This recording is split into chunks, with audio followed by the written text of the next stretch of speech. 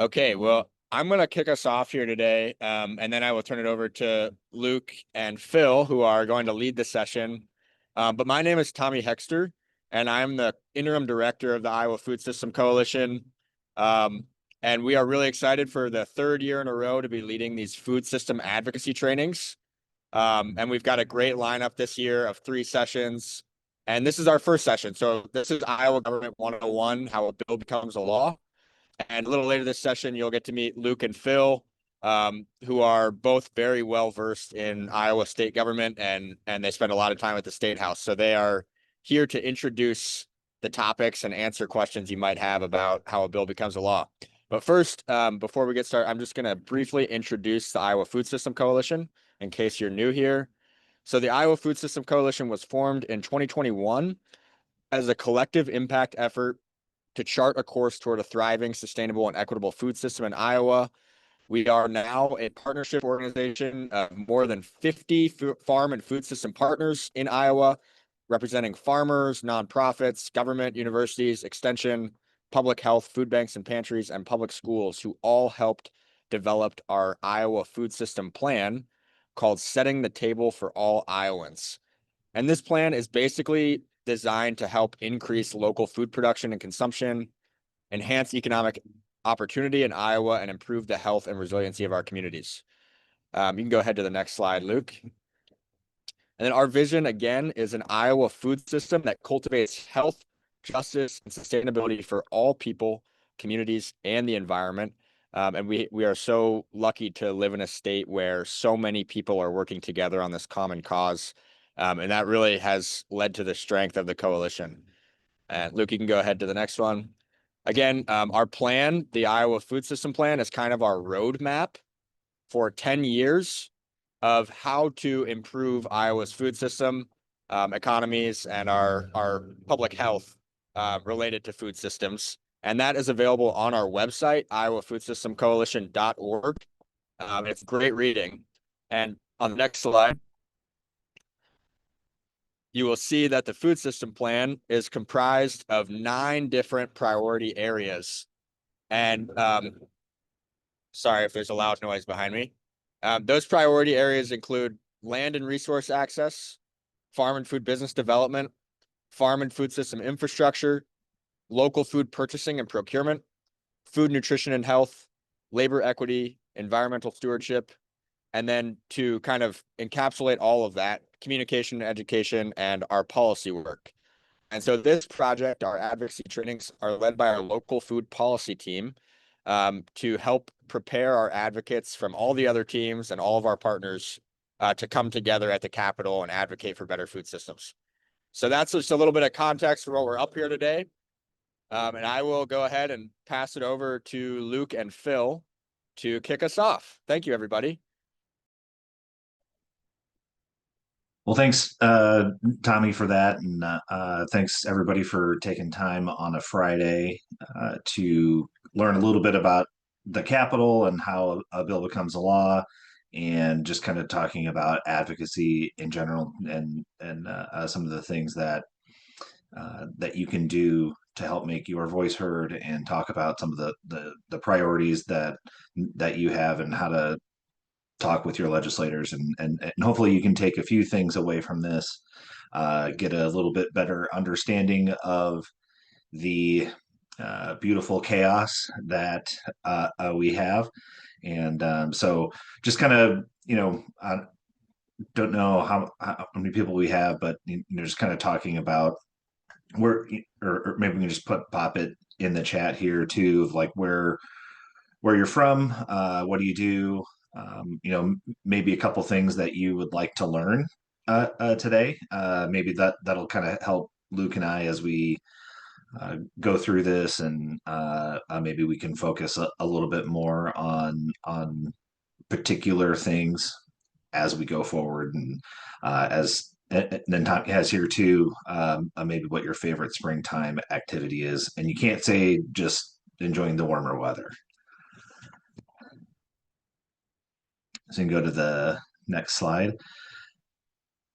So democracy calls, so the legislature is every year thing. There are two legislative sessions in a general assembly. So that's as we kind of go through this, we'll be talking about the first year or the second year. So as we go through that, just kind of know that's what we're so every general assembly is a 2 year session. And we are in the second year of this current general assembly, and that tends to be the shorter session. So the first year of a general assembly happens right after the election. So whether it's a midterm or presidential year, that following January is the beginning of a new general assembly, and that first year is 110 days, and the legislature can go longer than that, but they do not get their per diem after that 110th day. In the second year of the General Assembly, which we're in now, it is 100 days. Again, they can go longer than that, and they tend to do that. But after that 100th day, they do not get their per diem anymore. So a little bit of an incentive for them to get done and go home is they kind of stop getting their payments there. And just to kind of give you a timeline of this session, the first day was January 12th, and the kind of the next few days for everybody else, kind of the January 23rd date is something that Luke and I look at quite a bit too. But I think for everybody else, the main dates are this next Friday is the first funnel deadline. So the legislature has two funnel deadlines. They're kind of self-imposed deadlines for bills in order to keep going or to keep in consideration. So for a bill to survive the first funnel, it has to pass out of a committee. So for an example, an education bill gets introduced, it goes to the education committee. It has to pass out of the education committee. And so that is the first hurdle that a bill has to make to keep on going for the rest of the session. I will say that appropriation bills and ways and means bills, so spending bills and tax bills are exempt from the funnel deadlines. So they do not have to meet the first funnel or second funnel. If they're sent, if a bill spends money or is going to tax something and it gets sent to appropriations or ways and means, it has the entire session to be worked on. And so next Friday is that first funnel deadline. And then a month later, Friday the 20th, is the second funnel deadline. And in that, a bill has to pass out of one chamber and then in a committee in the opposite chamber. So if a bill gets introduced in the Senate, it has to pass out of the Senate and it goes back over and then it goes to the House and it has to pass out of a committee in the House. Uh, and again, appropriations and tax bills are exempt from the funnel deadline. And then the date that everybody looks forward to is sine die, which means that they're done for the year. Their scheduled last day is April 21st.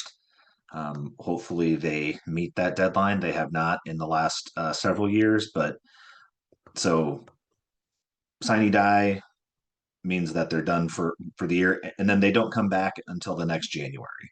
So they're off.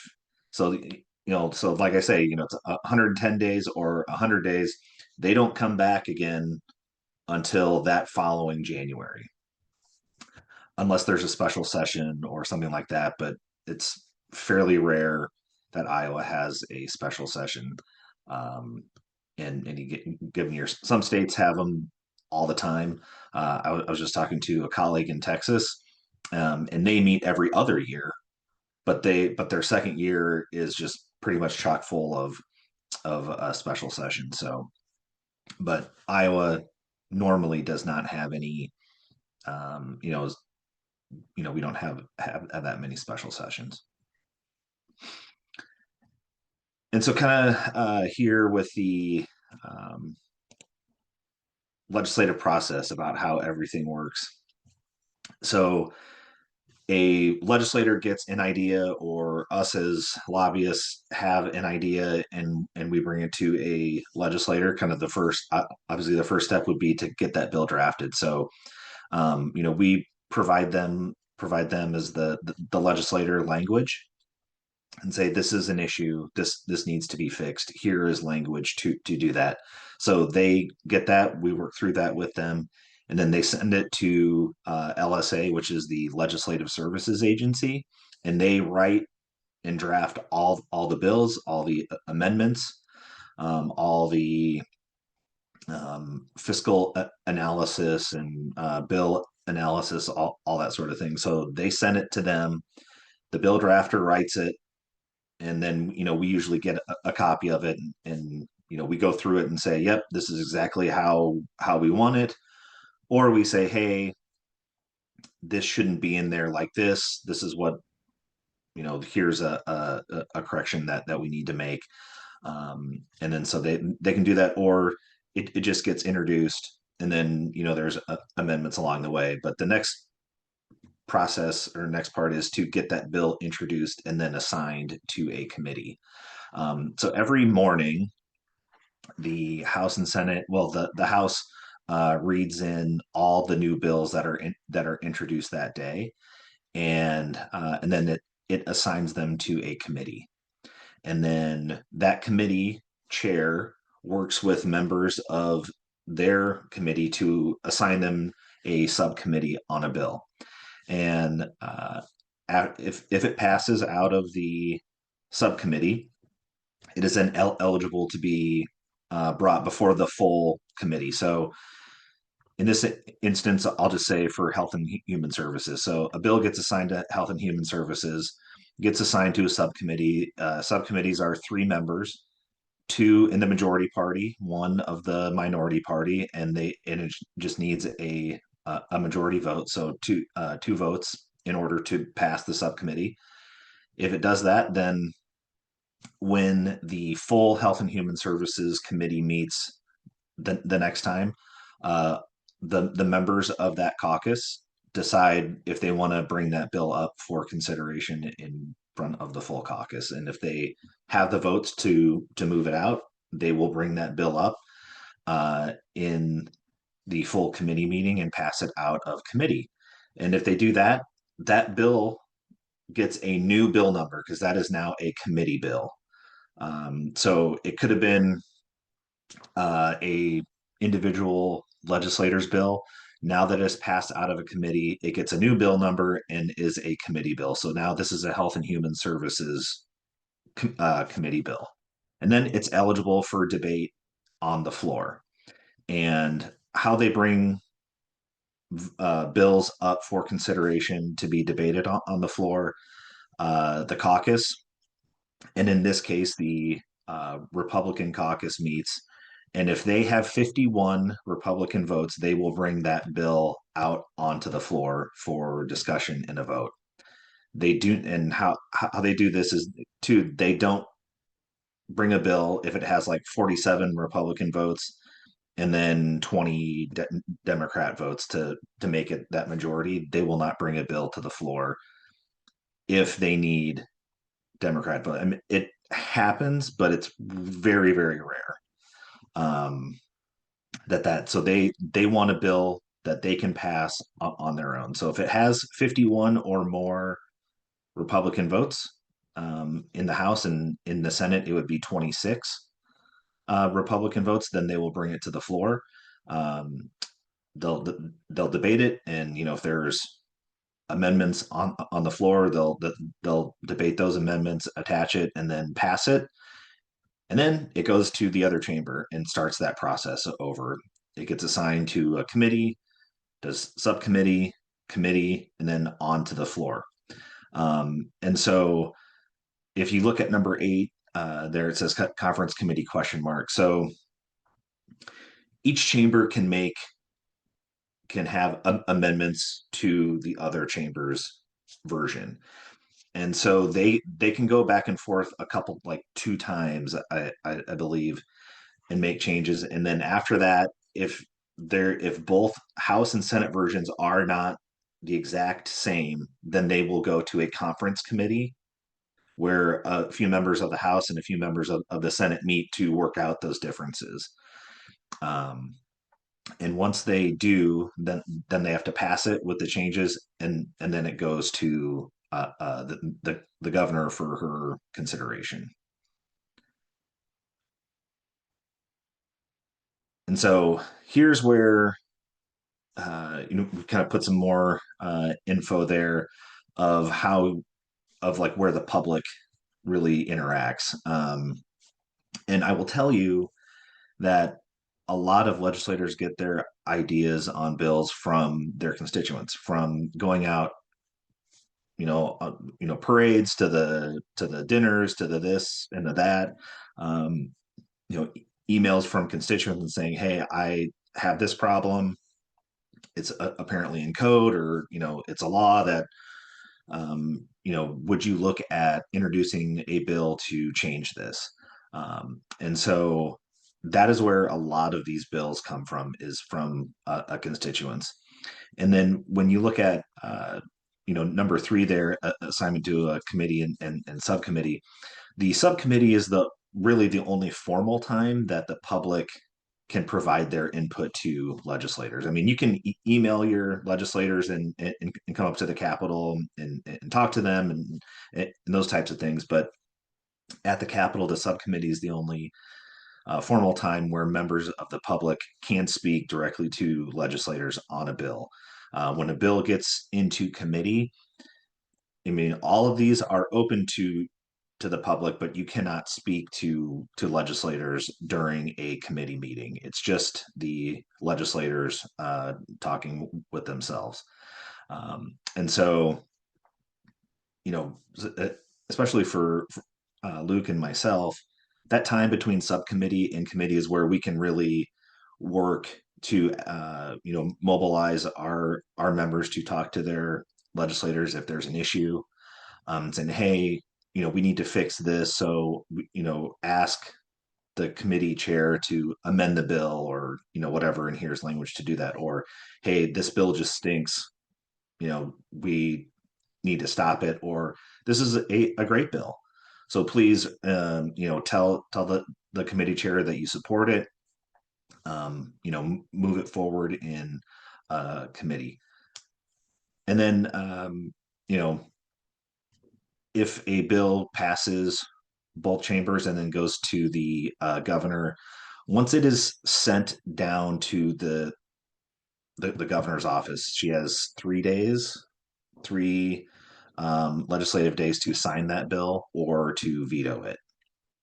And so there is a time process of when it passes both chambers. It's not immediately sent down. So that's what number 9 there is enrolled bill. So they can sit on it if they want, before they send it down to the governor. But once it is enrolled and sent to her office, she has a period of days where she has to make a decision whether to sign the bill or not.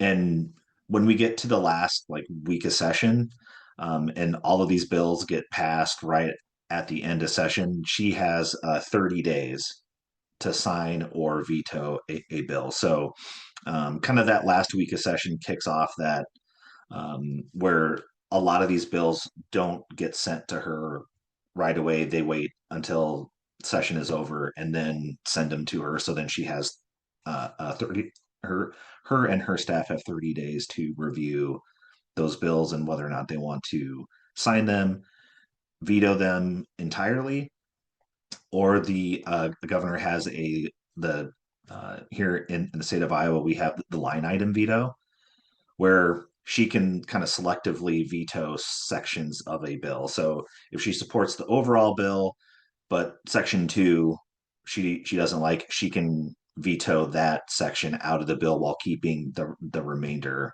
of the bill, which is different on the federal side. The president does not have a line item veto power, um, but here in Iowa, the a governor does have that power.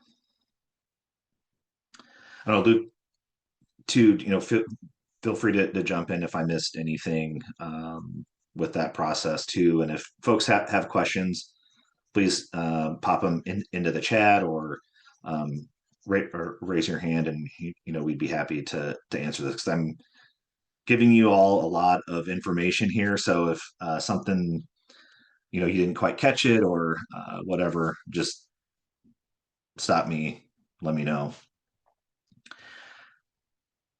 Next part here, so we kind of know, went through the process, went through kind of that how the legislature works in the formal way, but how do sharing your story, what can you do to contact your legislator, or how to? I know that's one of the things that I always get asked too, is like, I have this issue, but I don't know how to contact my legislator, or what's the best way to talk to them. Do I email them? Do I just call them, or like, what do I say? And what happens if I don't know the answer to a question, or those types of things. But one of the things that we always tell folks is direct contact with your elected officials is the best. So so if you send them an email, make sure to let them know that you are their constituent.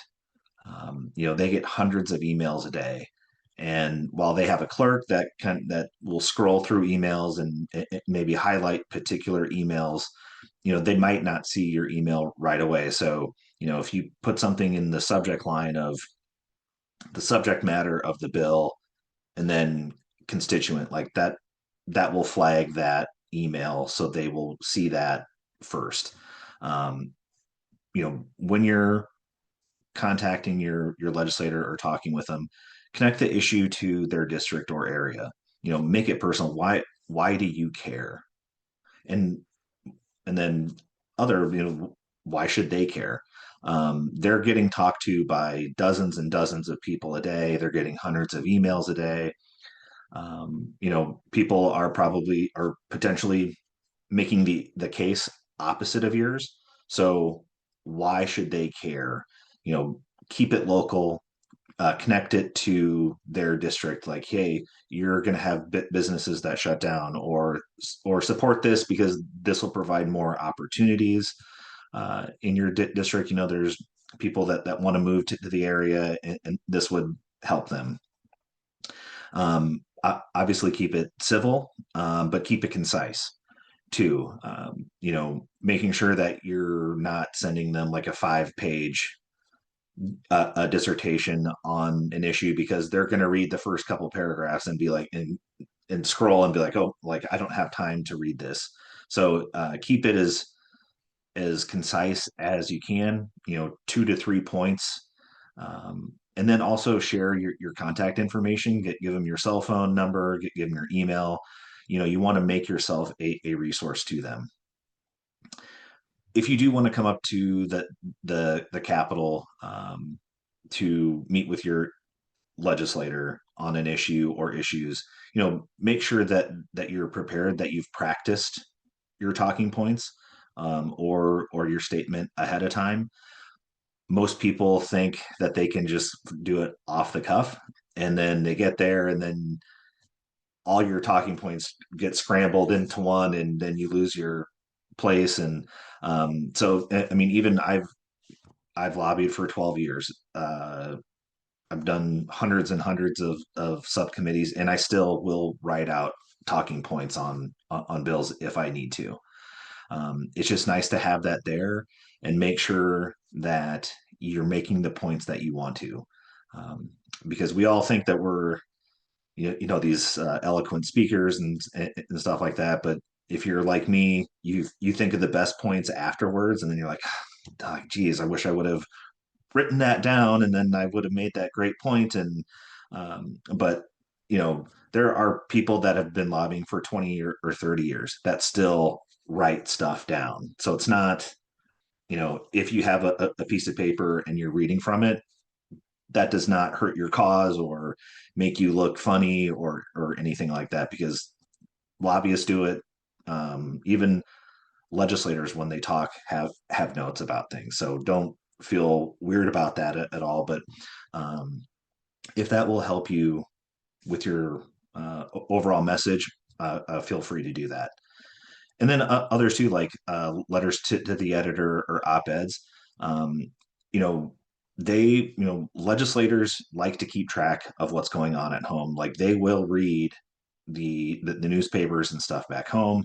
Um, their clerks and stuff will scour the, like Google searches and stuff like that. I know on the federal side, your senators and Congress people, like their communication staffs every morning and then in the afternoon again, will look at the area newspapers, blogs, like whatever, to see if there were articles written that talk about that legislator, about an issue.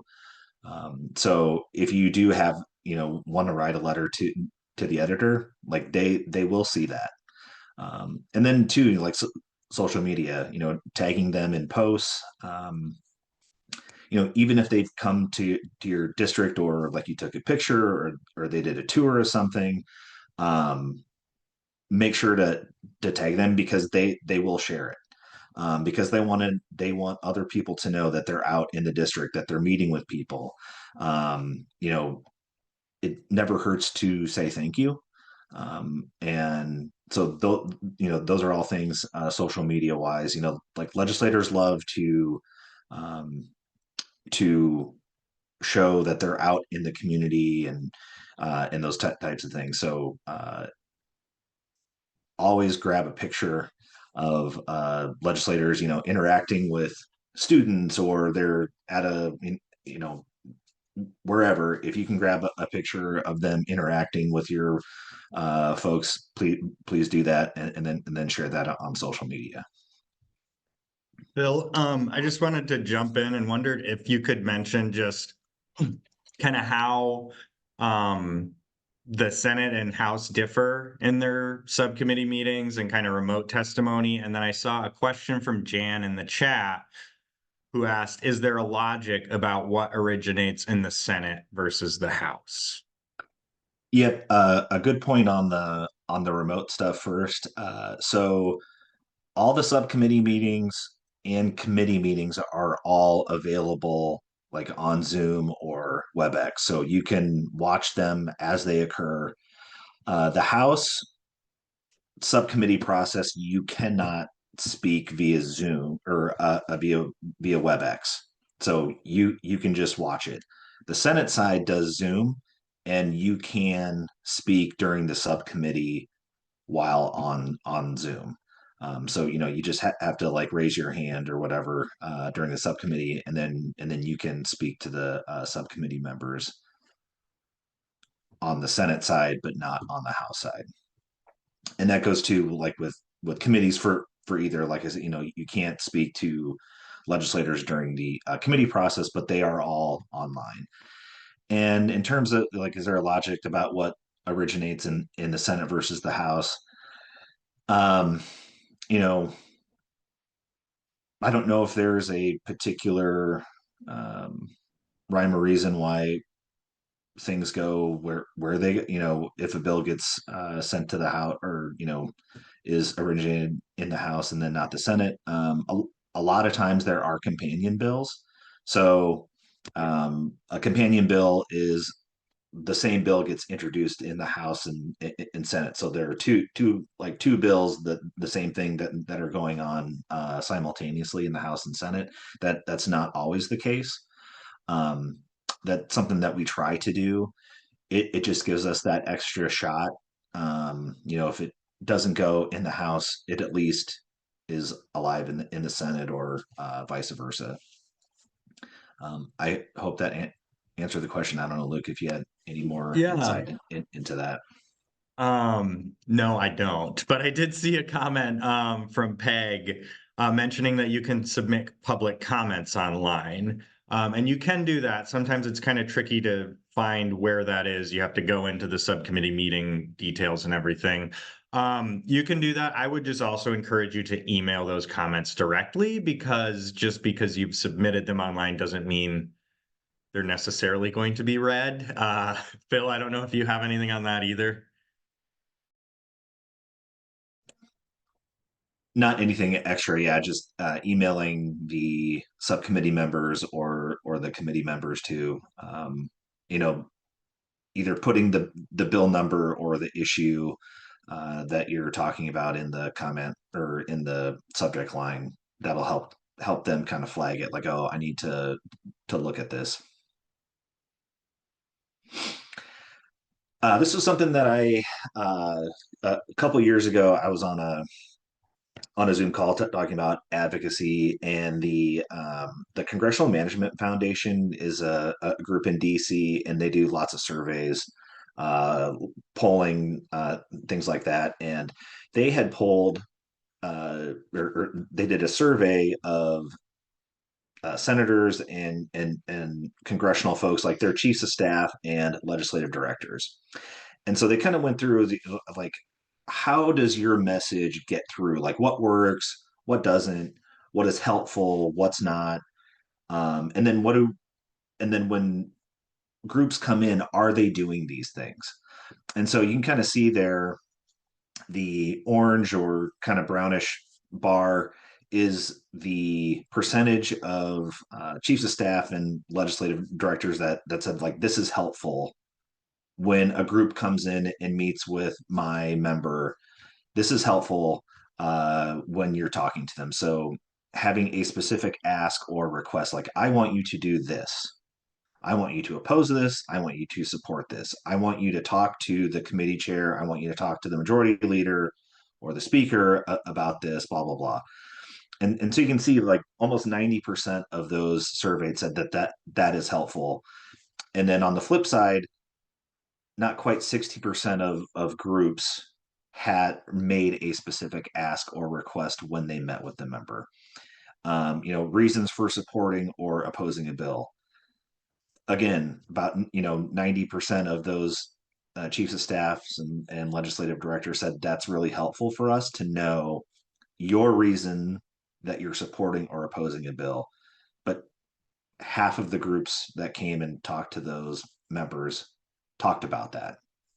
And so you can see, it kind of goes on down the list. But so I tell you that and bring that up to say, as you're honing your message and like writing your talking points, make sure that you're hitting on those. And now there were more questions, but I thought these were the most um, pertinent to advocacy of, why am I talking to you about this? Why should you care? And that all kind of correlates with these, is making that specific ask or request. Because I have been in meetings out in DC and even here in Des Moines with groups of people, and they talk to the legislator about, hey, we're really supportive of this.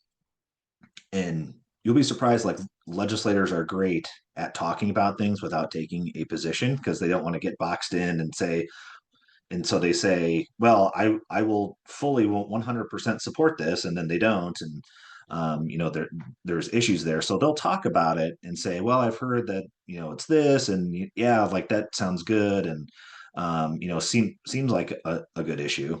And then the meeting's over, and then our folks are like, wow, that was such a great meeting. They're really jazzed about it. And I'm like, yeah, but they never said they were going to support it. They just said that sounded good. And they talked about, oh yeah, this bill's going through this committee, and we'll see, blah blah blah. But they never said that they would either support it or oppose it. So make sure that you make that ask. And so I'm like, yeah, that was a great meeting, but they don't feel like they have to do anything because you never asked them to specifically take a position on it.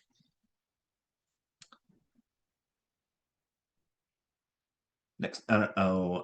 See, Luke, did you want to talk about these? Yeah, I think this is where I was taken over, and I will just quick. Whoops. Like the thing that I hadn't seen this before, Phil, and so this was super interesting to me. And like my main takeaway was talk about the impact on the district, because that's what they is the most effective, and on this graph, like the least frequent. So definitely having those district specific impacts is a good approach. Yeah, I mean, anything that you can relate back to home, because I think that gets to the why should they care? Because I mean, just even on the state level, there are, I think last session, they broke the record for the most number of bills introduced. It was like over 2,000 bills. Now they don't have to know everything about that, but a lot of those legislators are focused on the bills that are in their committee. Most legislators are anywhere from 3 to 4 to 5 committees, and then they might have a budget committee that they're assigned to, and there's hundreds of bills that go through those committees. So those are the bills that they're focused on. If they're not on education, they're probably not going to really keep track of all the education bills, um, or bills in commerce, or whatever, because they're focused on the bills that are in their committee. So I always kind of talk, I've had members and say, well, gee, I talked to representative or senator so and so, and they had no idea about this bill. And I'm like, well, are they on the committee? And they said no. I'm like, well, they got, they just went through 20 some bills in their committee to pass out of committee, plus all the subcommittees that they're on for all these different committees. So they're not paying attention to anything. They're relying on their caucus, and they're relying on the members of that committee to tell them, here's the issue. Yep, we're supportive of it. No, we're not going to do this.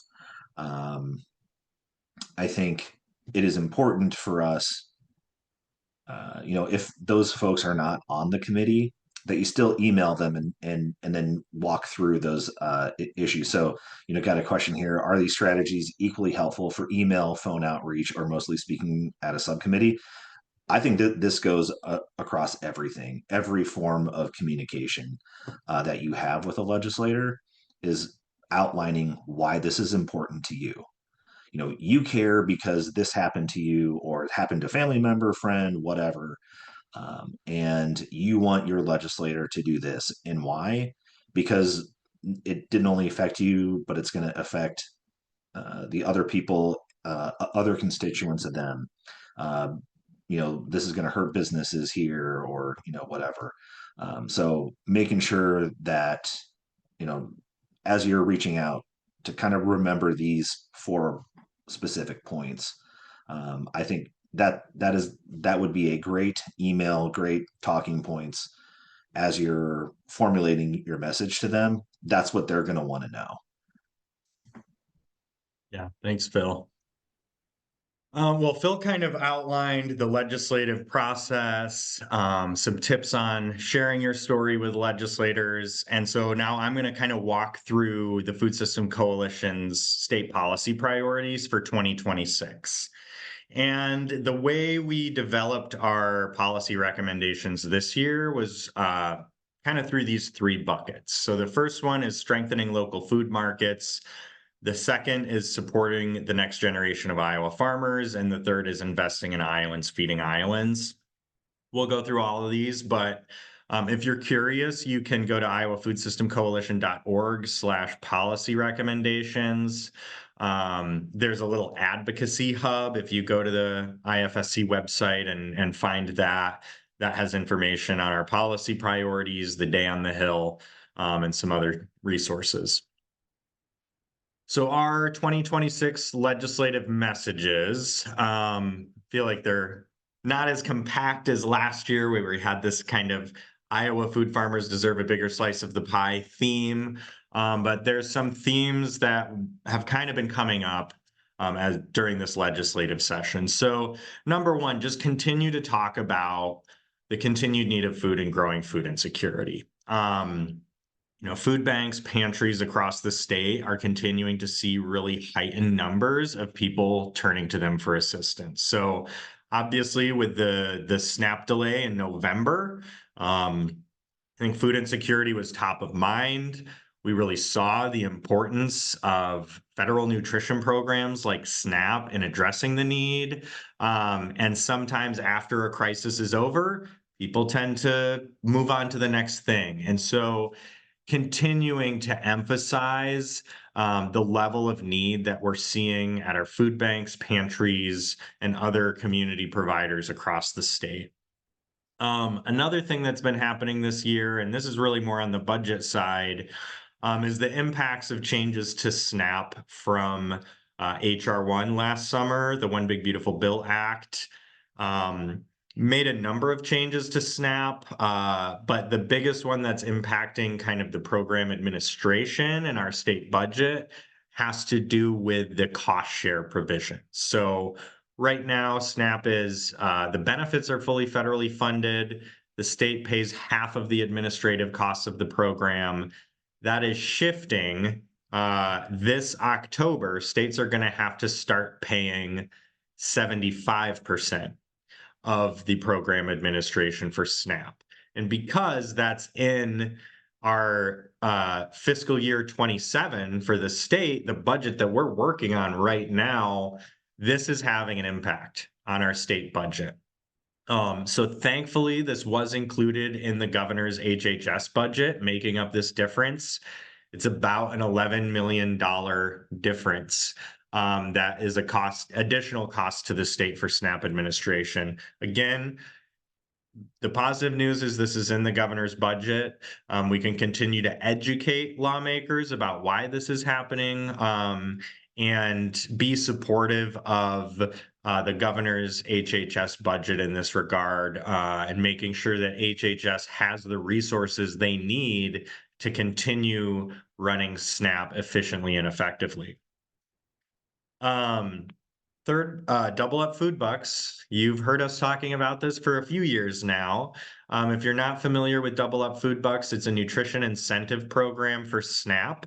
So if folks are using their SNAP benefits to purchase fresh fruits and vegetables at a Double Up Food Bucks retailer, they can get some additional benefits that can only be used to purchase fresh fruits and vegetables. So we know the high cost of healthy food. Affordability is a big barrier for folks. This helps incentivize folks to choose the healthy option, and it can kind of effectively bring down the cost of some of those foods through this double up match. It's also the case that there is a federal program, the Gus Schumacher Nutrition Incentive Program, that if the state had some additional investment in Double Up Food Bucks, we could get more from the feds too. This has been shown to improve healthy eating. Double Up Food Bucks has an even greater economic multiplier than SNAP does on its own. So it really helps support our food farmers while connecting low-income Iowans with fresh fruits and vegetables. We've been asking for this for a few years. Last year, it was in the House's budget, was not in the Senate budget, and ultimately didn't get across the finish line. I have yet to talk to a legislator who opposes Double Up Food Bucks on principle. This has broad bipartisan support. Last year, there was a House bill that I think had 42 House Republicans signed onto. What you will probably hear from folks is, how are we going to pay for it? Or where's that money going to come from? We're just asking for $1 million, and with a close to $10 billion budget, we don't feel like that is an unreasonable ask. So, again, we'd love to see some state investment in Double Up Food Bucks. Double Up Food Bucks has been operating in Iowa for basically 10 years, since 2016, but that's been funded through private donations and that federal match. The state did put some CARES Act money in during the pandemic, but then when that went away, we kind of saw a scaling up and then a rolling back of the program. We'd love to see Double Up Food Bucks in all 99 counties, which it is not currently. And so with some additional resources from the state, we hope we can just expand Double Up Food Bucks in more areas of the state, connecting with more folks on SNAP. And then finally, continue investing in Choose Iowa. So the Iowa Department of Agriculture and Land Stewardship manages the Choose Iowa program. It's basically our Iowa grown brand. And so there's a few pieces to Choose Iowa. There's the value-added grants. There's also the local food purchasing programs that we've seen for the past 2 years. So in the first year, 2 years ago, the legislature created the Choose Iowa food purchasing pilot program.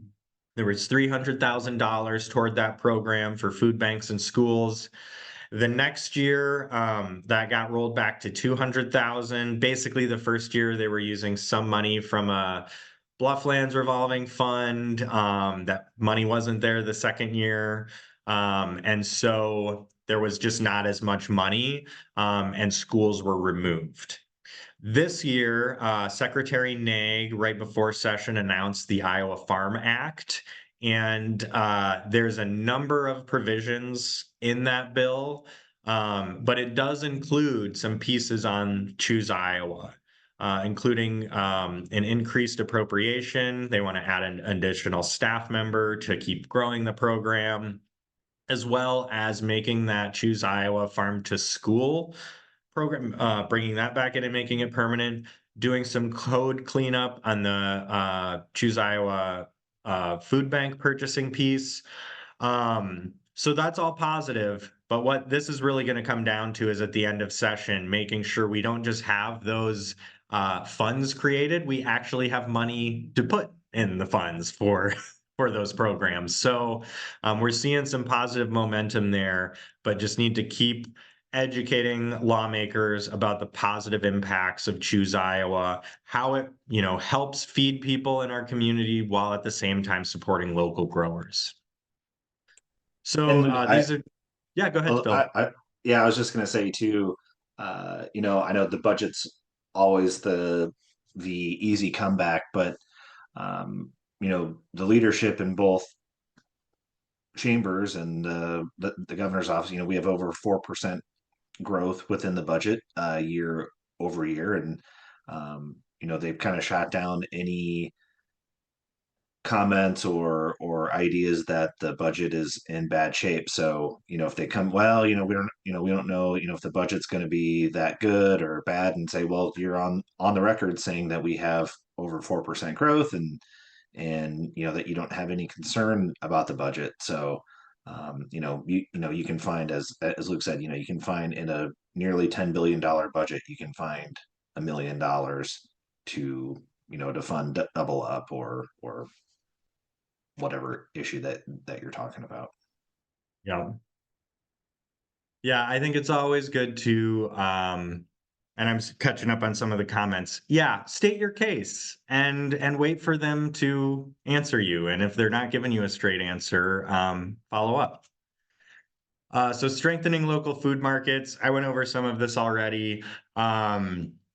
But obviously, here in Iowa, we are an agricultural state with a rich agricultural tradition. We're still importing a lot of the food we eat in the state. And so our policy goals here are, how do we continue to grow markets for local food, expanding programs that support food farmers, educating the public, and strengthening the infrastructure that moves food from farm to plate.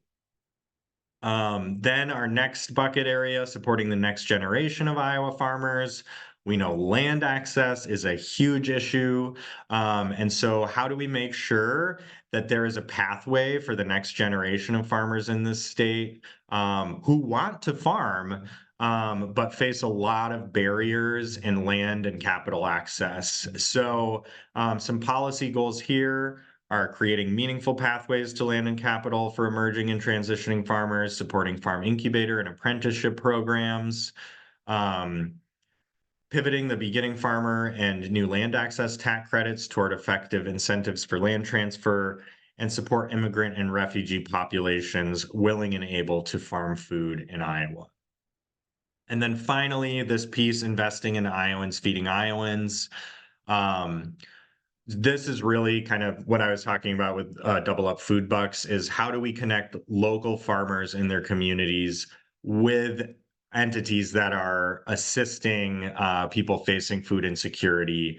And so we want to make sustainable long-term investments in Double Up Food Bucks, protecting SNAP and other essential nutrition programs, and strengthening the Choose Iowa purchasing and making that farm to school piece permanent with dedicated funding. So if there's no questions on all of that, I'm sorry I ran through those kind of quick, but I realized I had covered some of that in the slide before. We are, in the last 8 minutes of our training here. Just want to remind you all that IFSC will be hosting our annual Food and Farm Day on the Hill on Wednesday, March 18, from 11 to 5 at the Iowa Capitol. You can register on the website. You can scan the QR code here. I see some of the people who are on this call in these images. And so this is just a really great opportunity to, if this is your first time advocating and you're nervous, a lobby day like Iowa Food and Farm Day on the Hill is a great way to show up, see some friendly faces. We always pair people up in partners, so you're not going to be talking with legislators on your own, and you can kind of have a team of people. We want to make it as easy and accessible for everyone. That's why we're hosting these trainings, to prepare you all for our day on the Hill so that you can get the most value out of it and feel like you're having an impact on that day. Now, I will say we don't control the schedule. So sometimes it's hard if, they're caucusing for 3 hours while we're trying to connect with legislators, but we'll do everything we can to make sure that you have some good conversations with legislators that day. Luke, I know I tell people to, members, and when the Food Bank Association, we had our day on the Hill a couple weeks ago.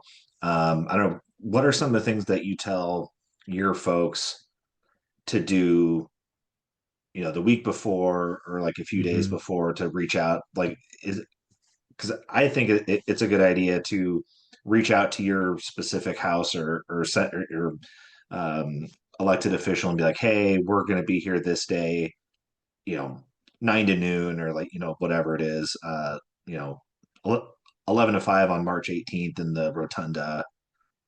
Are you free? That type of thing. Yeah, I think that's a great idea, Phil.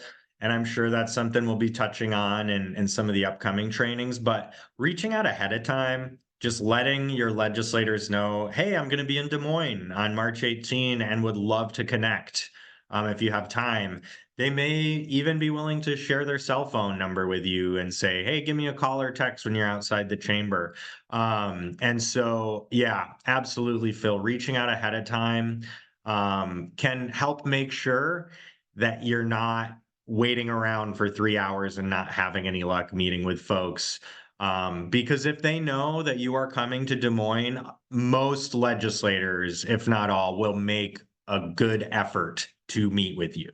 And so you're going to have a lot more success if you reach out the week ahead of time than if you just try to send a slip in on the day when they might be in debate or caucusing or whatever else. So yeah, great recommendation there, Phil.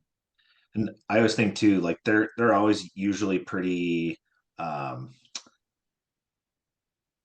say they're usually pretty happy if you can get them out of caucus, because at this time it's getting toward, about a month or so to go, 5, 6 weeks left. They're in caucus for hours on end. So if you can get them out, that they like jump at any opportunity to not sit and listen about every single bill. So you could be their hero for at least a few minutes. Yeah, that's a great point. And maybe they'd be willing to give you more time than they otherwise would too that way. Also wanted to share, this isn't an IFSC event, but we were just sharing that Iowa MMJ has an immigrants' rights rally next Wednesday at 1 p.m. on February 18th. I know the Food System Coalition did put out a statement just of how some of these bills that would impact immigration would impact our food system. So I encourage you to check out that blog post. If you're interested, you can show up next Wednesday at 1 for Iowa MMJ's Iowa is Home Immigrants' Rights Rally. And I think that's it. So please contact us anytime. Always happy to chat with people, even if you're coming up before the 18th. Phil is up there pretty much every day. I'm not up there as often, but I do try to get up there pretty frequently. So if you reach out to both of us or one of us, we're always happy to be a resource at the Capitol too. If you're going to be in Des Moines and help make connections with legislators, open doors in any way that we can. So please don't hesitate to reach out. And with that, I will see if anyone has questions for our last 3 minutes.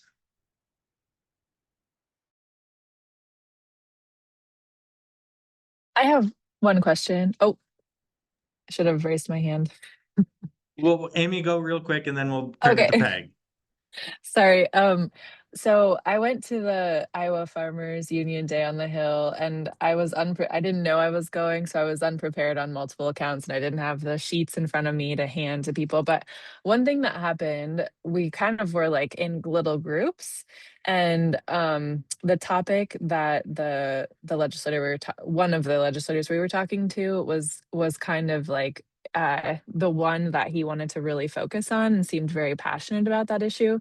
And it was something that I didn't know anything about. And fortunately, someone in my group knew a lot about it. It was about the pesticide immunity bill. And so Tommy was with me, so he like was able to share about that. But I'm curious about like ways of um sharing a compelling argument about something that's like the policy platform of whoever we're there with on that day. Um if it's like a topic you don't know a ton about, and they're like asking a lot of questions about it, is it just like a let me get back to you with more information on this kind of thing? Okay. Yeah, absolutely. It is, if you don't know the answer to a question, don't make something up. Like if you don't know the answer, just that's okay to tell them. Say, honestly, I'm not sure about that. That's not my area of expertise, but I'd love to get back and with you on some of those answers to the questions that you had. And this is where it's great where you're in a coalition. And if you can say, oh, I'm not an expert, but so and so right here is, I'd love for you to talk to them.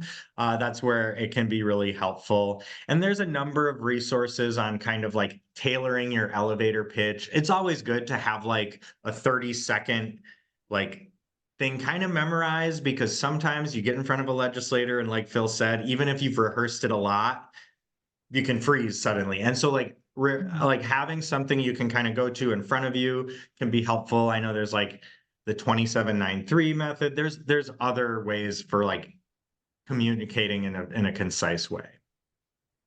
Oh, Peg, thanks, I saw Luke. you had a question too. Yeah, I'll try to be quick, since we're kind of at time. So a lot of what we talked about was contacting our representatives or the individuals, the elected officials that are in our district or represent us. But often we're at the Capitol and there may not even be a person from that legislator, an advocate there.